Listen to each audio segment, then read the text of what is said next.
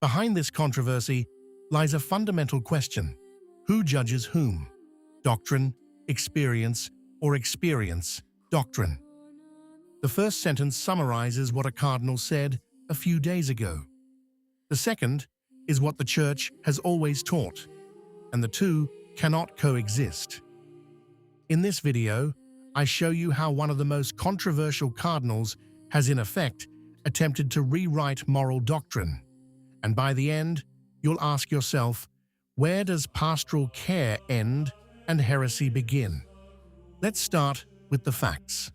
On June 20th, Georgetown University will host a conference for outreach, Father James Martin's organization for LGBT ministry. Cardinal Robert McElroy, Archbishop of Washington, will deliver the vigil homily.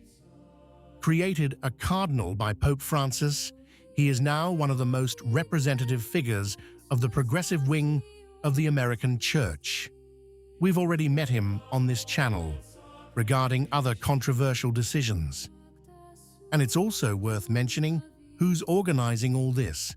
Outreach is the project of Father James Martin, the American Jesuit who has become the face of the most adventurous LGBT ministry, encouraged for years by the messages of Pope Francis. In his homily, McElroy said the Church has hurt the LGBT community through judgment and exclusion. And then comes the most weighty passage. It states that sexual sins have too often been condemned with such fervor that they seem the core of a Christian's moral obligation. In support of this, he cites two developments from the pontificate of Leo XIV. The first, a statement by the Pope in Africa, according to which the unity or division of the Church should not revolve around sexual issues.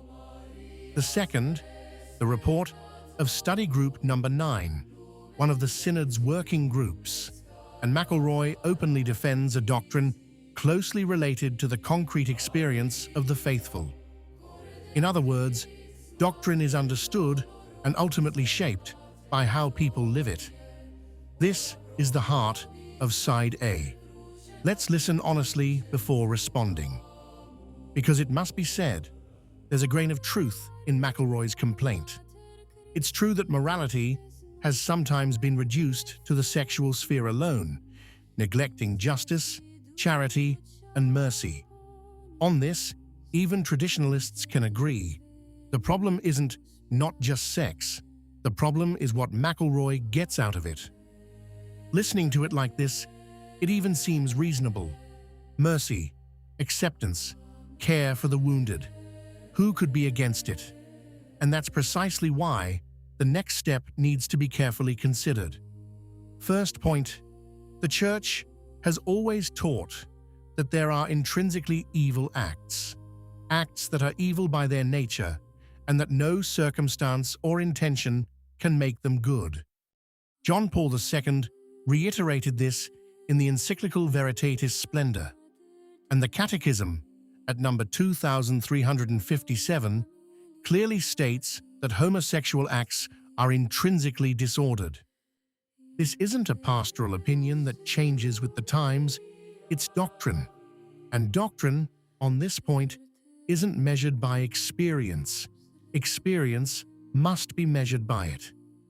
Think about what the opposite would mean.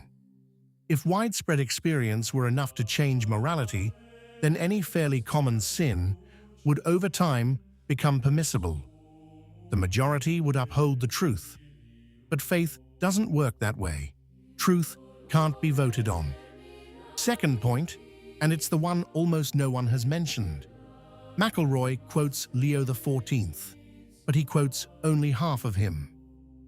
It's true that the Pope, returning from Africa, said that the division of the Church must not revolve around gender, but in the same speech, he added something else. He said that the Holy See had already informed the German bishops that it did not agree with formalized blessings of couples, including homosexual ones, beyond what Francis had permitted. Did you get it? Leo XIV didn't open anything up. He simply said, Morality isn't just sex, and at the same time, he confirmed his position on the concrete points. McElroy took the first half and threw away the second. It's the old trick of taking a pope's phrase, isolating it from context, and turning it into a banner. But a half-quote in these matters is worse than a whole lie. The contradiction is irreconcilable. On the one hand, McElroy says, doctrine arises from the experience of the faithful. On the other, the Church says, doctrine comes from God and judges experience. On the one hand, Leone presents himself as the one who explains Francis's views on the LGBT agenda. On the other, Leone's entire words reveal that nothing has changed on those points. It's not a nuance. It's the crossroads between two opposing ideas of what Catholic truth is. And here, a voice comes to mind. Bishop Strickland, already last April, had responded precisely to this.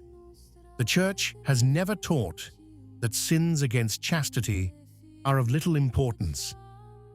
But there is a precise name for the idea that doctrine is born and transformed, starting from the religious experience of the faithful. St. Pius X gave it that name more than a century ago, in the encyclical Pascendi. He called it Modernism, and he defined it not as one heresy among others, but as the synthesis of all heresies. And this isn't a detail from a history textbook. Pius X had foresight. He understood that modernism wouldn't deny dogmas in words, but would empty them from within in the name of love and experience. Because if doctrine depends on experience, then it changes when experience changes.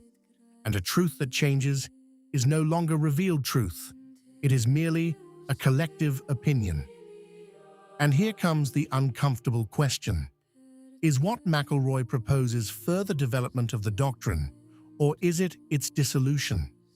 Be careful, because difference is everything. Developing doctrine is legitimate, and the Church has always done so. But development means deepening what is already true, not turning it into its opposite. But tradition has already answered this question. The answer is simple and ancient. Moral law is not a chain. It is the form of true love. The Church does not hurt when it tells the truth about sin. It would hurt if it remained silent, leaving people in error. True love for anyone, even those experiencing difficult circumstances, isn't about telling them everything is fine. It's about wanting their true good, which is holiness, not self-affirmation. For this reason, the faithful, faced with words like McElroy's, must neither be scandalized to the point of hatred, nor be seduced. They must do only one thing: distinguish.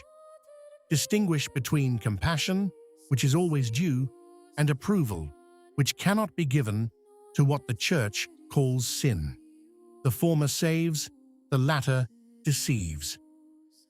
Let's close the circle. We opened with two sentences that cannot be combined. Now you know which of the two is the faith of the Church, and which instead is the perennial temptation disguised as mercy. Because doctrine isn't a mirror of our desires, it's a door. And doors, to be doors, must remain firm. If you appreciate the work we do and want to help us continue creating new content, consider subscribing to the channel. Your support is invaluable and allows us to dedicate more time and resources to this project. Thank you so much for being part of our community. What do you think? If you liked the video, comment Amen. God bless you.